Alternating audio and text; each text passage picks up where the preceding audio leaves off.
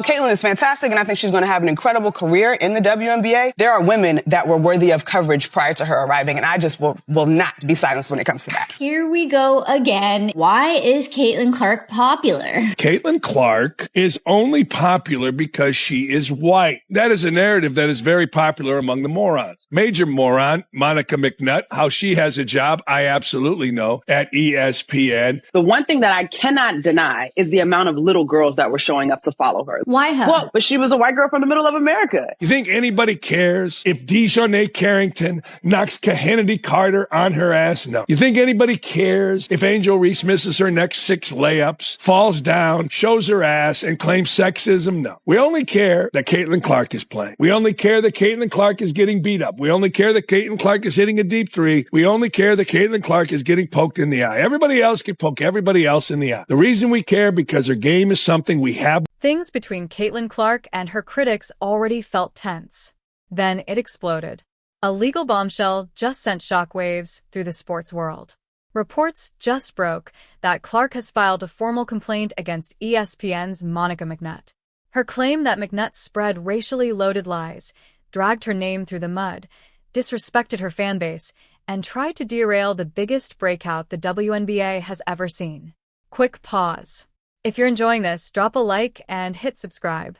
Over 90% of you watching haven't yet, and it costs nothing, takes 2 seconds, but it really helps the channel grow. The prevailing narrative that has been created around this season's WNBA play is that it's the league versus Caitlin Clark, and that is just absolutely false. It is unfair to the women that have been there building this league to this moment so that Caitlin Clark's popularity could take it to the next level. I don't expect the race baiting to stop. I don't expect the hate to stop, the jealousy to stop, the sexism to stop, the bigotry to stop, the stupidity to stop. Because the people that tell you that Caitlin Clark is only popular because she's a white girl are full of shit. You either don't pay attention. For months, McNutt kept pushing the same idea that Clark's fame had more to do with her race than her skill, painting her as just a suburban favorite. But let's be real, nobody's tuning in for 3 straight hours because of skin color. Now Clark is firing back, and this time it's happening in court. So, what finally pushed her over the edge? Aren't spending 3 hours of their time to watch Caitlin Clark play basketball because they're racially motivated. And here's where it gets messy.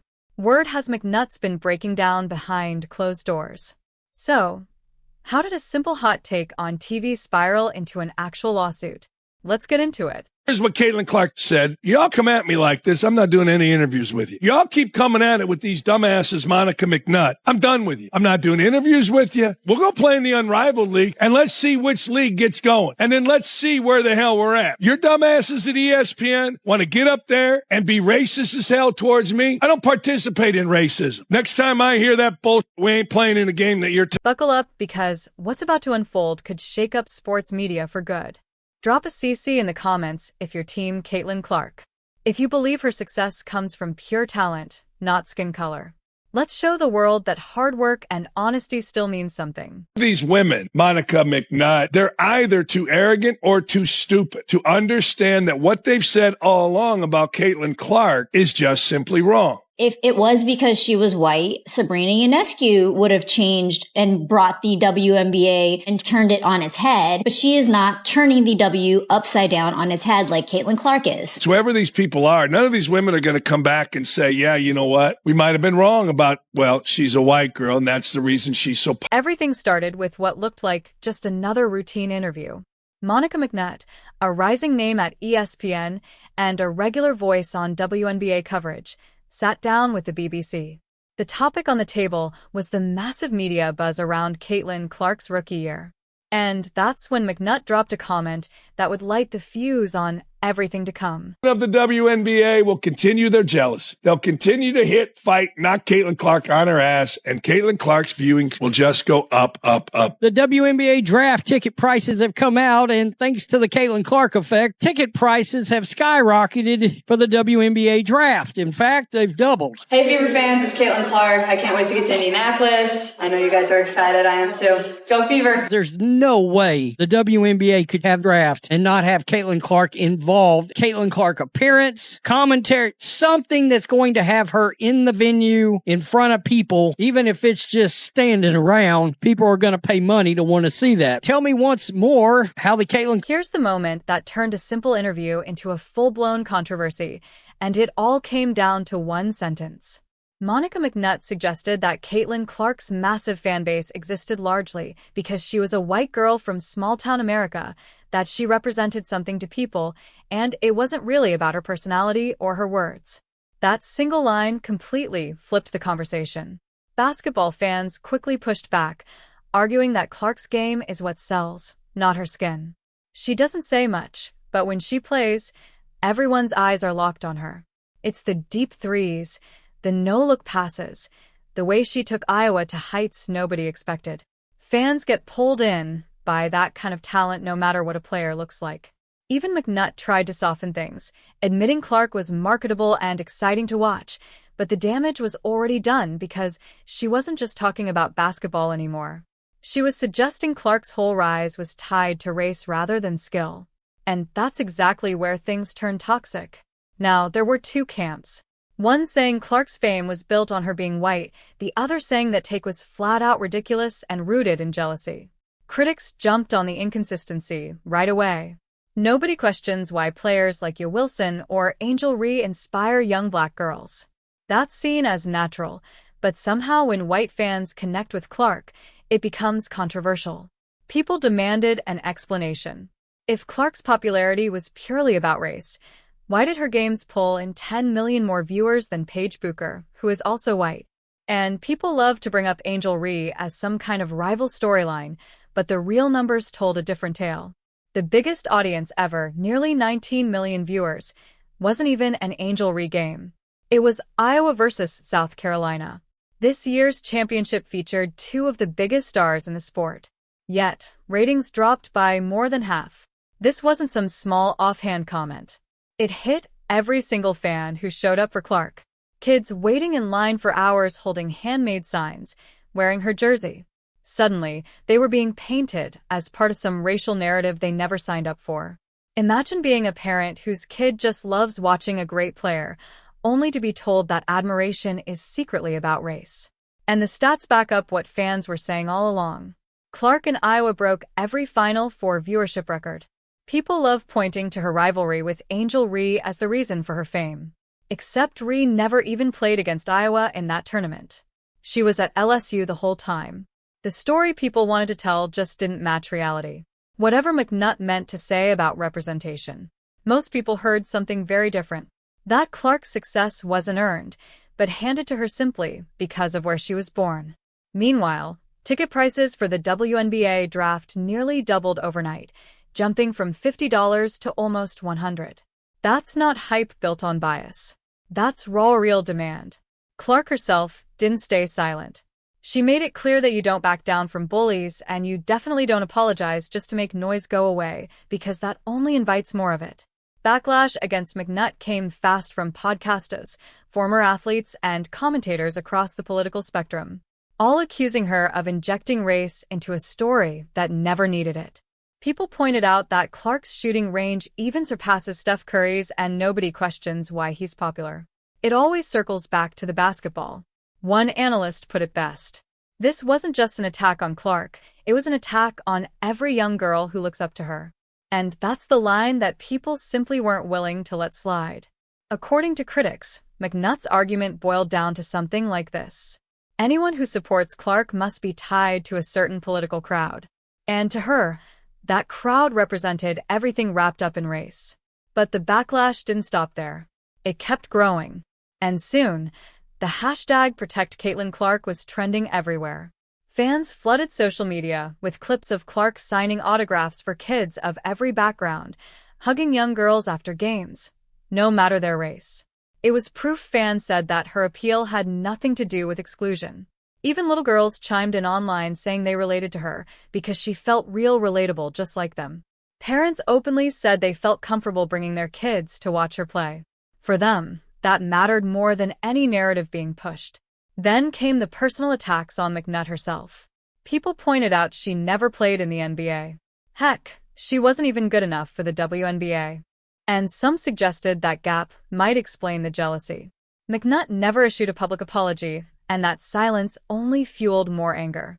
Big voices in sports media, including outspoken commentators, jumped in to slam ESPN for what they called using identity politics against one of the only players actually driving real interest and revenue for the league. One writer put it bluntly: ESPN wanted to drag Clark through accusations of privilege while quietly benefiting from the attention she brought to a league that had struggled for years to get noticed. The argument was simple. A white athlete from Iowa had done more for women's basketball in one season than years of branding and activism combined. Then things took an even more troubling twist. Fans and insiders began connecting dots, noticing that Clark was constantly the target of hard fouls, trash talk, and rough plays on the court. Some argue this wasn't random at all. The narrative McNutt helped build, painting Clark as a symbol of race and privilege, may have given certain players an unspoken excuse to go after her physically, fair or not. Meanwhile, reporters covering her rookie season kept noticing the same thing over and over.